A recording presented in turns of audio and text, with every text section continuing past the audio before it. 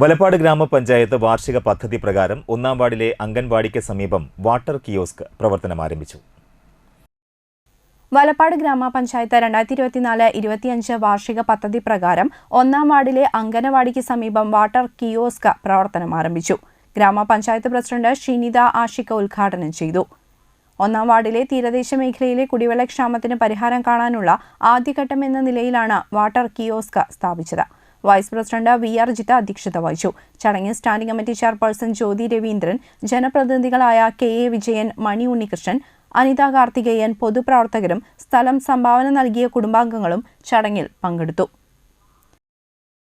ഒരുപാട് water kiosk വെച്ചിട്ടുണ്ടെന്നുണ്ടെങ്കിലും നമ്മൾക്ക് ഏറ്റവും അധികം ഒരു വെല്ലുവിളിയായിട്ട് നിന്നിരുന്ന സ്ഥലമാണ് നമ്മളുടെ പൂതംവീട് അമ്പലത്തിൻ്റെ പരിസരം. നമുക്കിപ്പോഴും അവിടുത്തെ ഒരു കുടിവെള്ളക്ഷാമത്തിന് ഒരു നിരന്തരമായിട്ടുള്ളൊരു പരിഹാരം കാണാനായിട്ട് സാധിച്ചിട്ടില്ല. തീർച്ചയായിട്ടും ജലജീവൻ മിഷൻ്റെ കണക്ഷനുകൾ വന്നതിൻ്റെ ബാക്കി പ്രവൃത്തികൾ കൂടി കഴിഞ്ഞാലോ അല്ലെങ്കിൽ നമ്മൾ ഉദ്ദേശിച്ച പോലെ തന്നെ നാട്ടിൽ നിന്ന് ഇങ്ങോട്ട് കണക്ഷൻ മാറ്റി കൊടുക്കാനൊക്കെ സാധിച്ചു കഴിഞ്ഞാൽ നമ്മളുടെ ഒരു വാട്ടർ അതോറിറ്റിയുടെ വെള്ളം കിട്ടുന്ന ആ ഒരു പരിഹാരം നമുക്ക് കാണാനായിട്ട് സാധിക്കുമെന്ന് തന്നെയാണ് വിശ്വാസം.